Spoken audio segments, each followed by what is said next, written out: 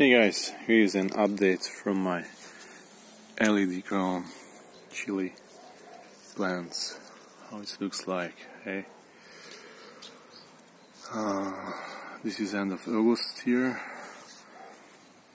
and here's the result. And I had a mistake that I was moving the plants to proper outdoor place quite soon. Quite late.